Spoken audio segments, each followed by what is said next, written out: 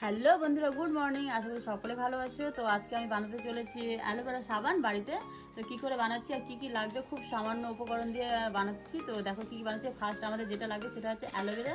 তো এই অ্যালোভেরাগুলো আমি কেটে নেবো। আর দ্বিতীয় হচ্ছে এই সোপ বেসগুলো অনলাইনে পাওয়া যায়, অনেক সময় দোকানেও পাওয়া যায়, যেটা আমি অনলাইনে অর্ডার করিয়েছি। তো যদি কারোর কাছে সম্ভব হয় ভিটামিন ই ক্যাপসুল দিতে পারো, তো ভিটামিন ই ক্যাপসুল আমি দুটো দিব। আর যার 2 থেকে 4টে দেওয়া যাবে। তো আমি এবার সাবানগুলো তৈরি করবো, কী করে করবো তোমাদের সাথে সেটা শেয়ার করছি। আরেকটা কথা বলছি, যেটা এই সোপ বেসটা যদি কারোর কাছে না থাকে, তো যেগুলো গ্লিসারাইন সাবান থাকে না, সেগুলো ব্যবহার করা যায়। যেমন আমাদের পেঁয়াজ, অনেকগুলো রকমের সাবান পাওয়া যায়, সেগুলো দিয়েও করা যায়। তো আমি এটা দিয়ে করবো। আমি ছোটো ছোটো টুকরো করে নিলাম। আর অনেক সময় বানানোর জন্য না এই শুধু জেলটা নেওয়া হয়। তো আমি জেলটা না, এটাও নেব, উপরে যে এটা আছে ওটাও নিব, এগুলোও নিব। এইভাবে আমি কেটে নিব। তো পাশে যে কাঁটাগুলো আছে সেগুলো শুধু নিব না।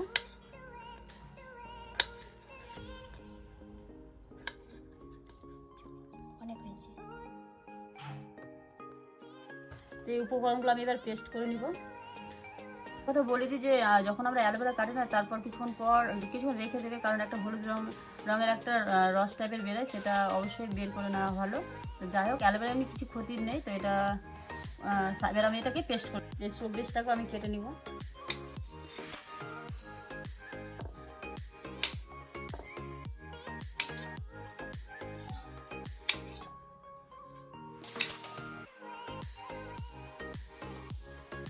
কারো কাছে যদি আশেপাশে না থাকে, তো গ্লিসারিনযুক্ত সাবানগুলো দিয়ে করা যাবে। এগুলো বাড়িতে করা মানে আমরা দেখতে পাচ্ছি কী বানাচ্ছি, আমরা অনেক সময় অ্যালোভেরা সাবান কিনে নিয়ে আসি। তো যাই হোক, এটা বাড়িতে করা মানে অনেক ভালো আর খুব সামান্য হিসাবে। এগুলো খুব একটা দামও না দেখে মনে হয়, বাট এগুলো খুব একটা দাম না।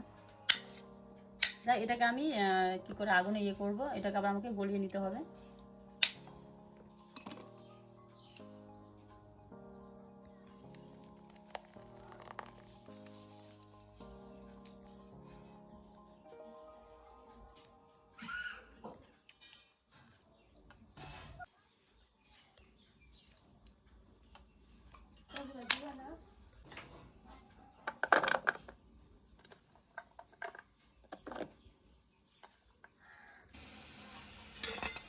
এটাকে আমি এইভাবে গলিয়ে নিলাম, মানে একটা কড়াতে জল বসিয়ে আর উপরে একটা বসিয়ে দিয়েছি। তো এইভাবে দেখো, এটা একদম লিকুইড আকার নিয়ে নিয়েছে। তো এবারকে আমি সাবানটাকে এবার সাবানটা কীভাবে শেষ করবো, শেষ পর্যায়টা দেখাচ্ছি।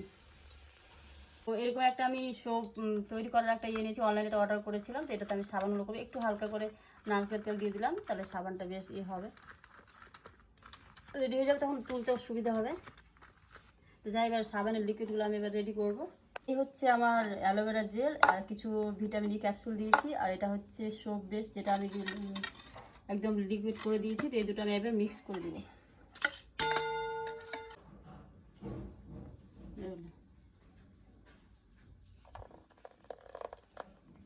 আর কিছু ফুড কালার অ্যাড করা যায়, বাট আমি এটা করবো না। এর ন্যাচারাল যেটা কালার, সেই কালারটাই রাখবো।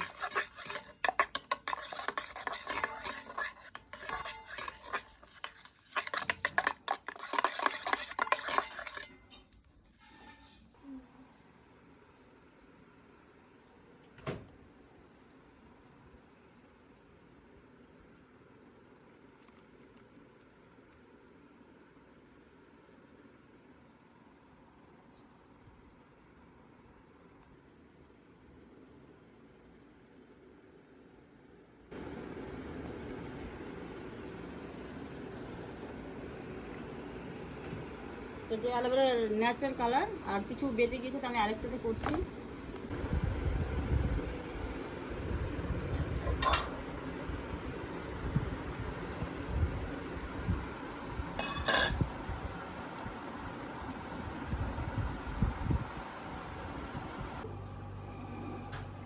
কয়েক ঘন্টা পরে এটা জমে যাবে। তো সাবানটা আমাদের অলরেডি রেডি। এবার সাবানটা আমি বের করে দেখাচ্ছি।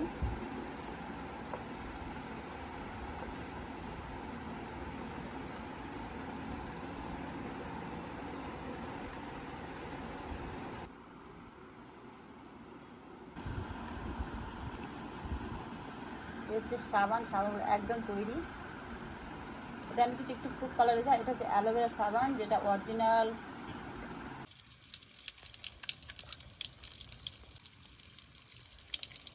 ঠান্ডা হয়ে আছে কি সুন্দর।